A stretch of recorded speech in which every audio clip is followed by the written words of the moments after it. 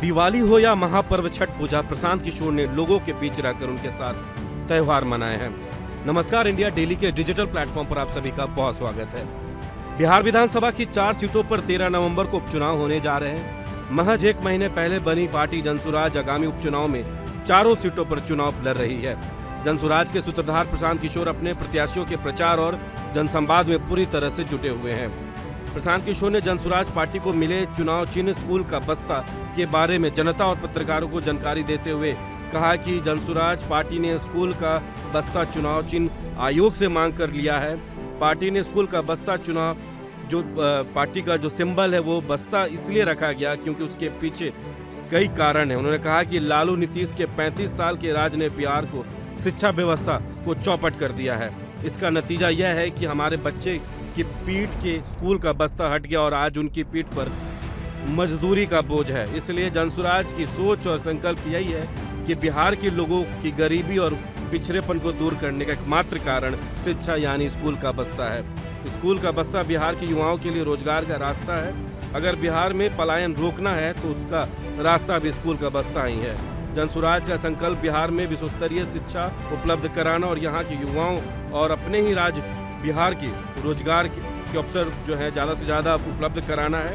बिहार के लोगों का विकास बेहतर शिक्षा व्यवस्था से ही हो सकता है। प्रशांत किशोर ने कहा कि जब तक सरस्वती जी नहीं आएंगी, लक्ष्मी जी वहां निवास नहीं कर सकते। इसलिए जनसुराज ने अपना चुनाव चिन्ह स्कूल का बस्ता चुना है।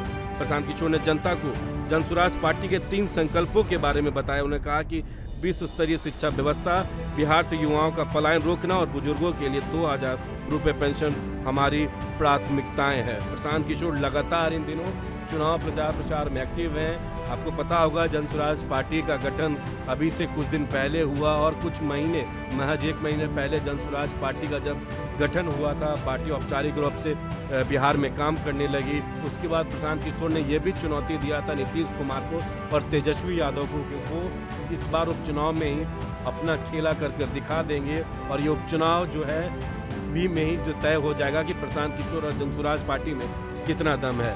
इसके अलावा प्रशांत किशोर लगातार पैदल यात्रा करते रहते हैं। आपने भी कई बार देखा होगा प्रशांत किशोर जो है पैदल यात्रा पिछले 2-2.5 सालों से कर रहे हो। इस बार भी जब वो उपचुनाव में अपने प्रत्याशियों के नामांकन प्रक्रिया में गए थे वहाँ भी वो पैदल यात्रा करके पहुँचे थे और इसी के साथ गाँव में पैदल यात्रा जो करने के दौरान उन्होंने यह भी कहा, प्रशांत किशोर ने कहा कि मैंने देखा कि जो बूढ़े बुजुर्ग हैं वो बहुत कष्ट में, यह वो वर्ग है जो आप पढ़ नहीं सकते, नौकरी और मजदूरी भी नहीं कर सकते।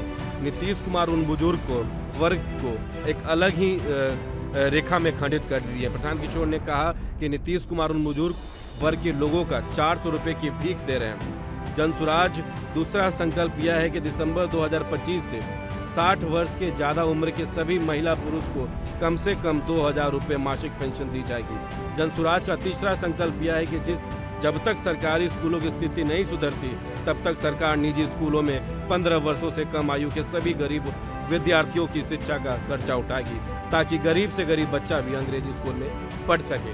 तो प्रशांत किशोर ने पूरी तरीके से इस बार उपचुनाव के लिए प्लान बना लिया। उन्होंने एक स्ट्रेटेजी इस तरीके से बनाया है कि इस बार जो चुनाव होगा वो जनता के हित और स्कूल।